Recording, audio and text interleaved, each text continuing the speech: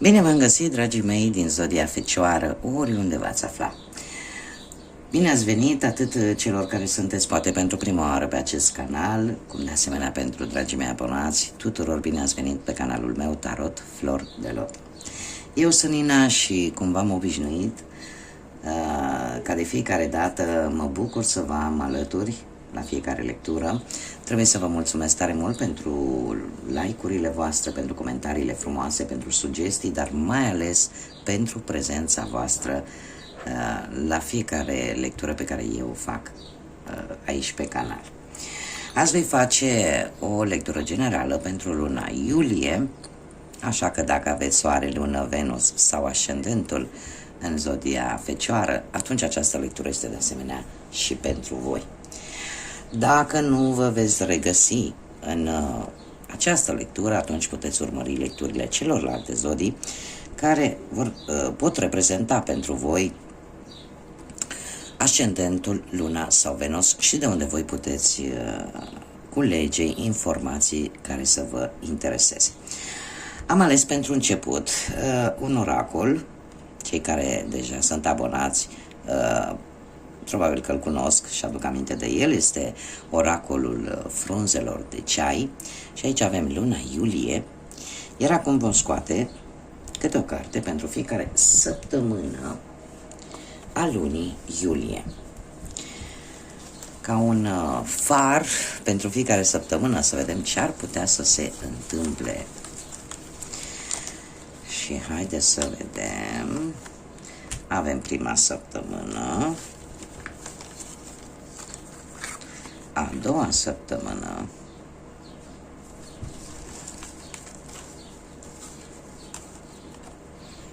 a treia,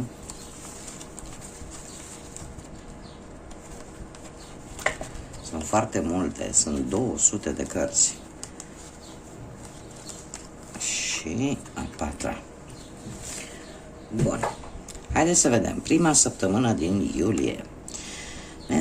Ce avem aici? Avem câinele și închidere. O apropiere, mă scuzați. O apropiere. Se pare că vei petrece o perioadă destul de frumoasă, destul de plăcută, probabil cu un prieten sau o prietenă. Un moment, nu știu, poate un eveniment posibil pentru unii dintre voi, să mergeți la o celebrare a unei prieten, da? Dar e cineva apropiat, din cercul vostru apropiat. În a doua săptămână avem la Leaua cu o mare pasiune. E posibil totuși ca acest prietenă să se transforme și într-o mare pasiune, și asta e posibil. Sau voi, în a doua săptămână, unii dintre voi să descoperiți o mare pasiune pentru ceva sau pentru cineva. Cum de asemenea ne mai poate vorbi de cei care deja sunteți poate într-o relație și descoperiți așa, nu știu, ceva în plus, adăugați ceva în plus la relația voastră, mai multă pasiune. Avem funda care ne vorbește, aș zice, despre anumite gânduri. Ai planuri mari, ai gânduri înalte. În afară de faptul că e posibil ca tu să ai anumite gânduri, aș mai zice că e cineva care se gândește foarte mult la voi și care e posibil voi să nu îl știți sau să nu o știți.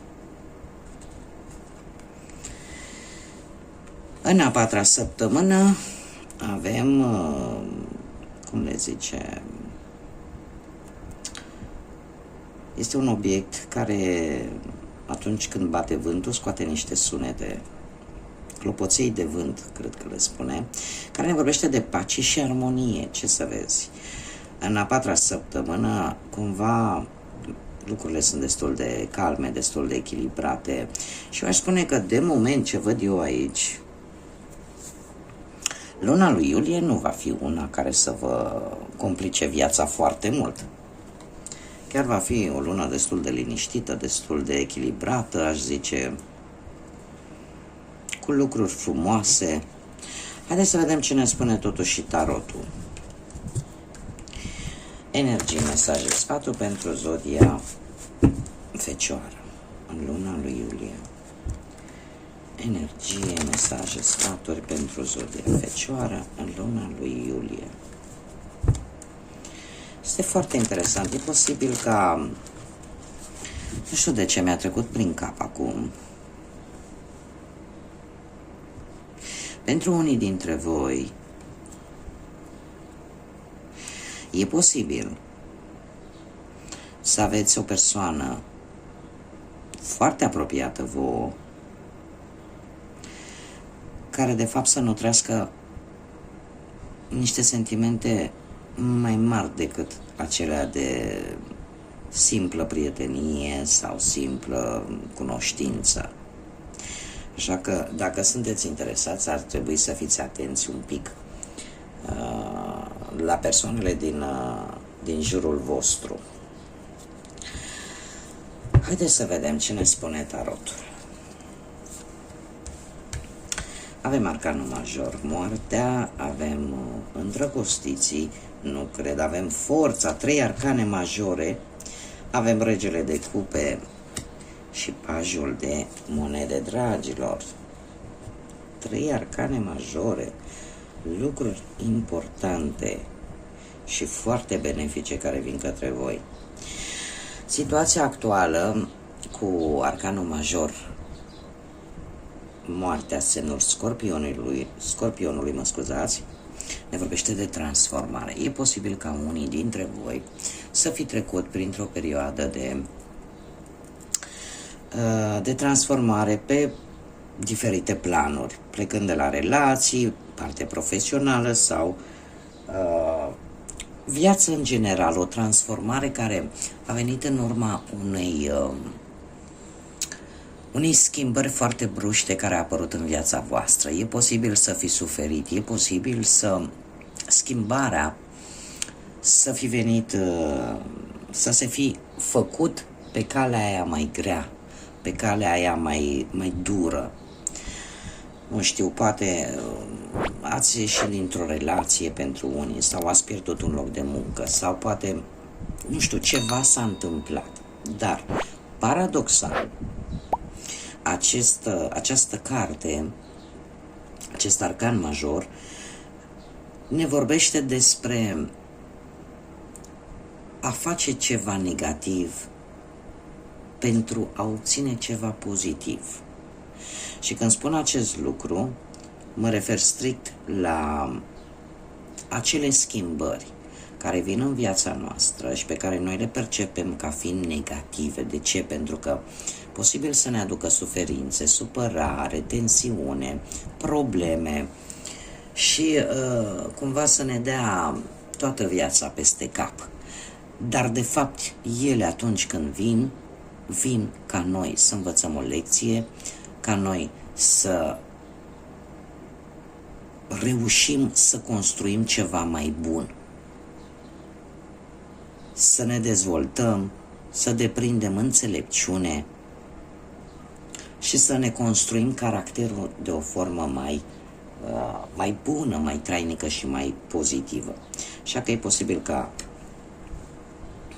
majoritatea dintre voi sau cei care veți rezona desigur cu această informație în acest moment să fiți într-o plină transformare. Pe partea profesională, pe partea muncii, avem îndrăgostiții. Îndrăgostiții care ne vorbesc despre decizii. Decizii asupra poate schimbării locului de muncă sau a unei mutări profesionale. Asta ce înseamnă? Că va trebui poate unii dintre voi să vă găsiți, nu știu, sau din cauza locului de muncă să fiți nevoiți să vă mutați poate și cu rezidența și atunci desigur va trebui să alegeți sau vi se face o propunere în care voi va trebui să vă decideți dacă vă duceți în acel loc de muncă, chiar dacă asta înseamnă o schimbare de rezidență sau nu, indiferent cum o dăm, este o decizie importantă. Și cartea în sine, arcanul major în sine, ne vorbește de alegeri. Nu știu dacă vă spune ceva, aici am avut Scorpionul, aici avem Gemenii, dacă rezonează cuiva această zodie. Ce aș mai putea să spun că la nivel profesional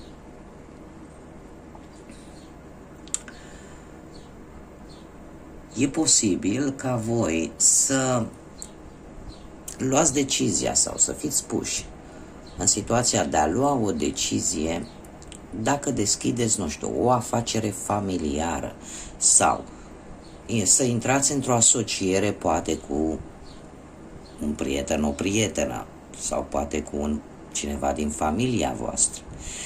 Cum am mai spus, indiferent despre ce vorbim, vorbim de alegeri, vorbim de decizii.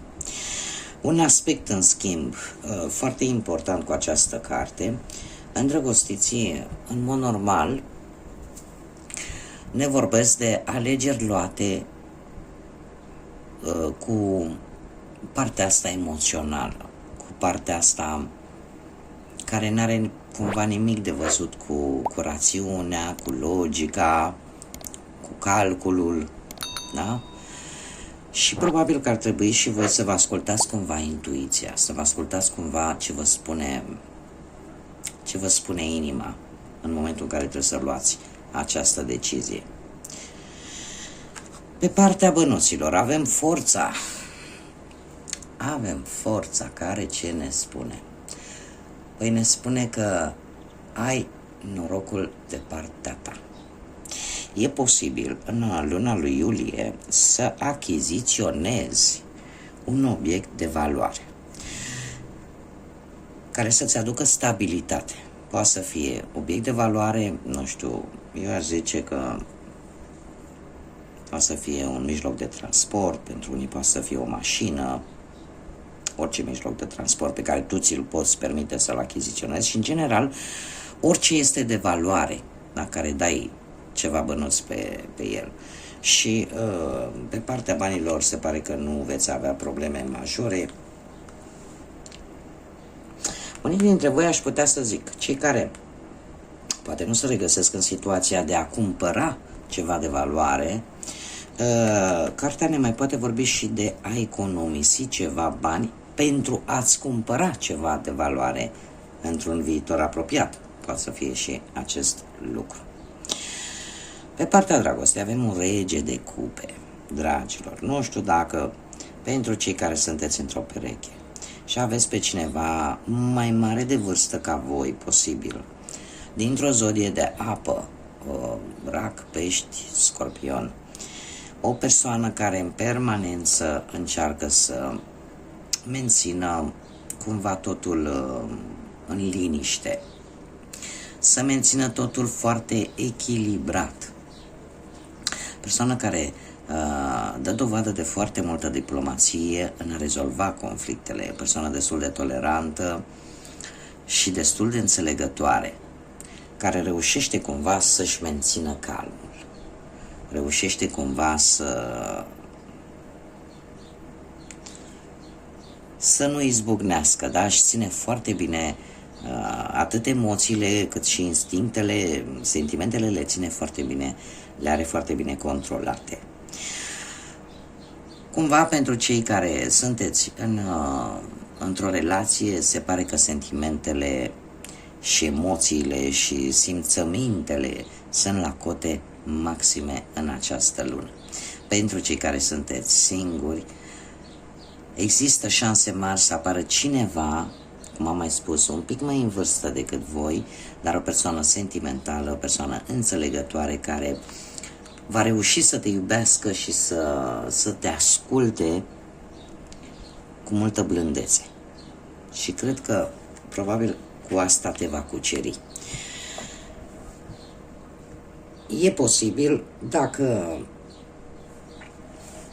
nu vorbim de cineva un pic mai mare de vârstă ca voi, pur și simplu cineva dintr-o zodie de apă.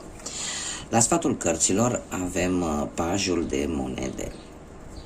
Pajul de monede care, ce să vezi, era de așteptat pentru voi, dragilor din Fecioară, nu sunteți o zodie de pământ, vine cu o nouă oportunitate pentru voi. De-a lungul lui iulie se pare că aveți șansa începerii poate unei noi afaceri sau dacă sunteți, veți lua decizia care trebuie, atunci veți avea un nou început, un nou job poate într-o altă locație posibil. Pajul de monede, în afară de faptul că reprezintă zodiile de pământ, cum sunteți și voi, Taur, Fecioară sau Capricorn, ne vorbește foarte mult de a obține informațiile necesare pentru a acționa, pentru a prinde această șansă. Cum de asemenea ne mai poate vorbi de